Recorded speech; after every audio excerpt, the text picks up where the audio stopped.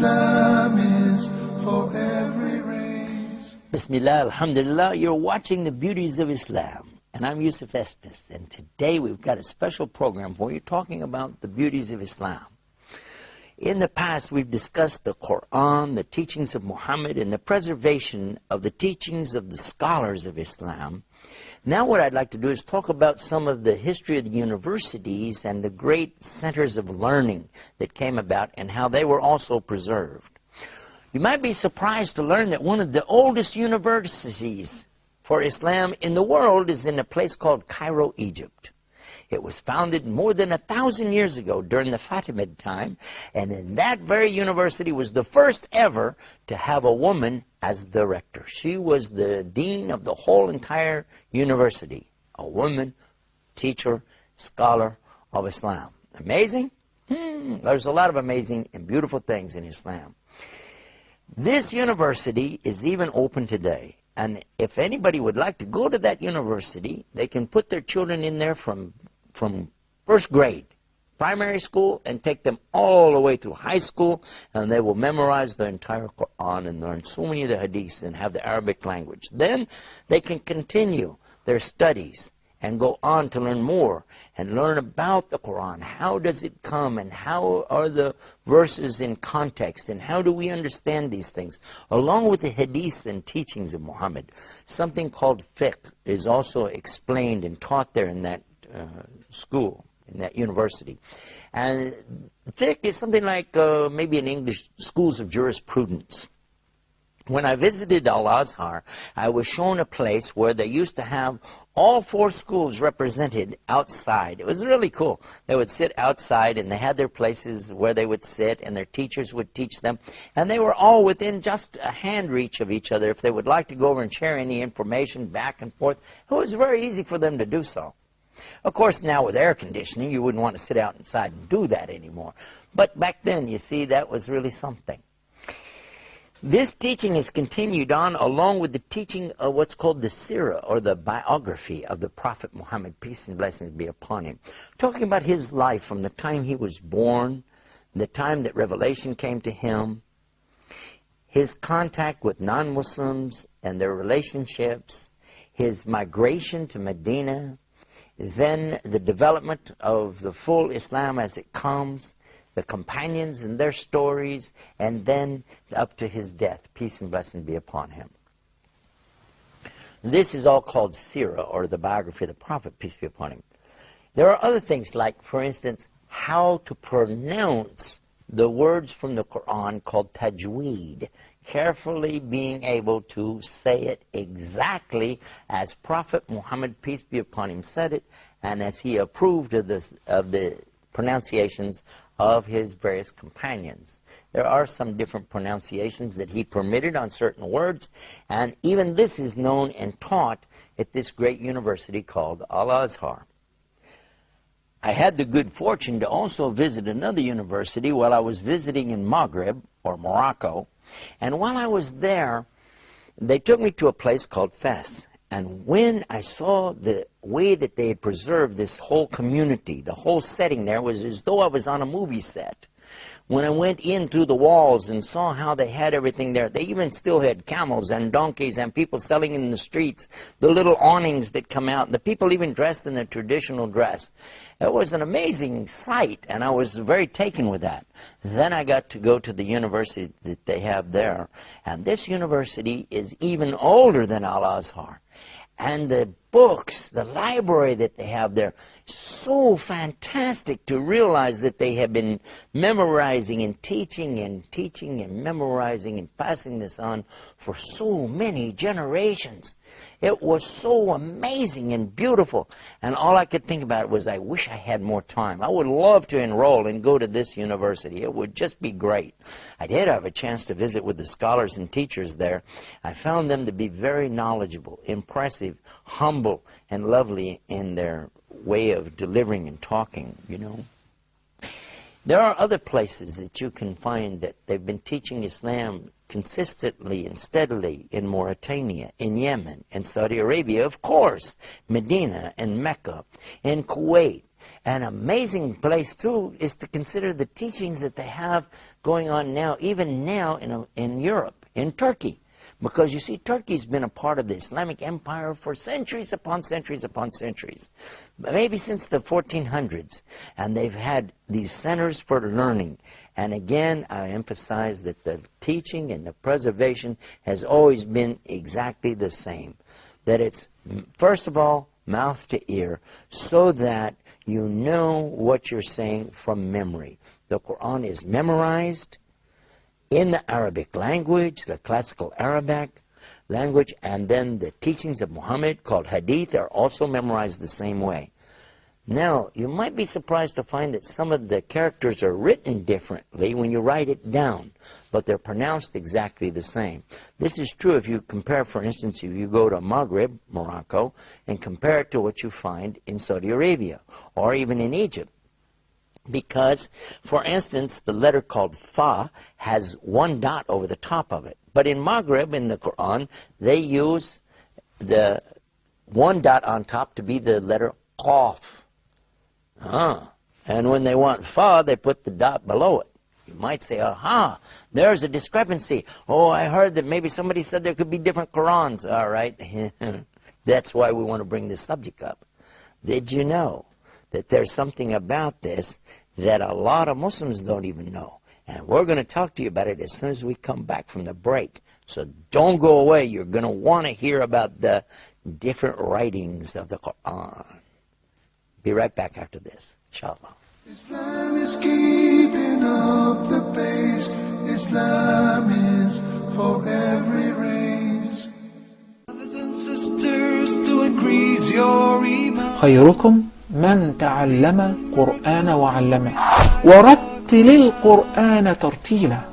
Learning how to recite the Quran properly, learning the meaning of what we recite, concluding the ahkam from the verses which we recite, trying to implement what we learn in our daily life.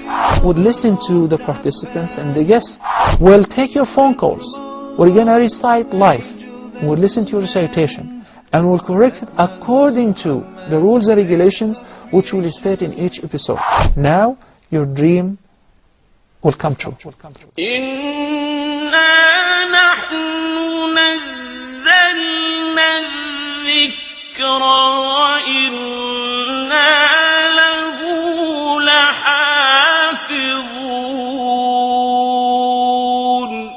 Islam is keeping up the pace. Islam is for every race. We're back and you're watching The Beauties of Islam, and we've been talking about preservation of the information of Islam. We've been talking about the universities, the institutes, schools of learning. And then, just before we went to break, I decided to give you a little taste of something to keep your curiosity piqued. And that was a subject about the different writings in the Quran. And how could it be that there are different Qurans? Well, in fact, you can go to the museums where the Quran is still preserved today. And what I'm talking about here, it's preserved two ways. When I was visiting in Istanbul, in the Topkapi Museum, which is really now set up as a museum, but it used to be a part of the Caliph's compound. It was a very beautiful setup that he had. And now they have such things on display as the swords that were used by the companions and different clothing and articles and headgear and so on. It's all preserved there. One of the things they have is the text of the Quran, written out by hand, of course. It's long before printing presses. And you look at it and you'll say, wait a minute, that's not Arabic. I know Arabic. It doesn't look like Arabic. What is this? Well, they have the same thing exactly if you go to the museum, which is located in Tashkent, Uzbekistan. This is the home of the great imams, such as Imam Bukhari, Imam Muslim, Imam Tirmidhi, and many more. Now, in that place, you will find the Quran written there on exhibition. But you're going to say the same thing. This doesn't look like Arabic. And if you go to England, to the museum there, you're going to see again, this doesn't look like Arabic. The reason is because at the time of the revelation of the Quran, none of the Arabs used any tashkil marks, and it was assumed that if you could read and write in Arabic, you knew how the structure of the sentences and words were, that you would be able to pronounce it. You see, there are no vowels in Arabic. This is also true of the Hebrew language of the Bible. There are no vowels. These were added much later, what's called vowel markings. And then you substitute different consonants to represent vowels. Kind of like in English, the word try, T-R-Y, the vowel is the consonant Y. And so in the same way in Arabic, you would find the ya sound used to pronounce the sound of A, like the word bait has that ya used to represent the vowel. But for those who are not familiar with the structure of language, they wouldn't be able to do that. They might pronounce it wrong. And this is not acceptable for Quran. It might be for hadith and teachings of, just Arabic itself and talking about stories, but when we're going to talk about the Quran, it has to be exact. So how can we do that? How we preserve it? Well, what they did, they used marks. They put these dots so that if you saw a round circle, you could quickly tell the difference without knowing the size of the circle, how it compares to another circle with a bigger tail on it, and so on. They would just put one dot above, which was the sound of fa, like in fan, or two dots for the sound of cough, like in QU that we use in English. Don't have it in Arabic in English. But each one of these, like a dot below the line, would be a ba, like in bait. A dot above would be noon, the sound of N. And then two dots, ta. All of this was added. It was not in the Quran in the time of the companions because they didn't have it in the language yet. It wasn't there. It came in the next generation. So in the 7th century is about the time that the Muslims began to add what's called the tashkil, the harakat, to these letters. Now, it was after that that the Jewish Maseratis began to add their tashkil to their text, and that's why it's called the Maserati text. Prior to that time, they also had none of these markings. Another thing that they did was to put something over and below the letters so you knew to pronounce it with the sound of A and E and U. Otherwise, again, I'll repeat to you, there are no vowels in the Arabic language. So this is how they made it for the non-Arabs, made it easy for them to begin to correctly pronounce and teach and memorize the Quran. That's why you find these differences. However, when you hear the Quran recited, you'll agree, as many millions have over the centuries, there really is no difference. Whether I hear it recited in Al-Azhar University in Cairo, or if I hear it in Fes in Morocco, or if I hear it recited in Istanbul in Turkey, or if it's recited in Malaysia or Indonesia, Pakistan, India, or even in a place called Texas, where I'm from, you'll find it still starts with a ba in Bismillahir Rahmanir Rahim, and it ends with the scene at the very end of the Quran, Minal Jannati wan Nas. All of this is preserved exactly, letter for letter, word for word. And it's because of the efforts of these great and wonderful teachers of Islam and their universities and institutions that have been going on century upon century. Today we have these places of learning, madrasas and the mosques or masajid around the world, and also these jamia or universities. All of them are there for anyone to go and learn. And by the way, you don't have to be a Muslim to learn about Islam. You're most welcome to come explore and enjoy the beauties of Islam. Remember to visit our website, beautiesofislam.com. Until next time, peace. Salam alaikum. Islam is peace. Islam.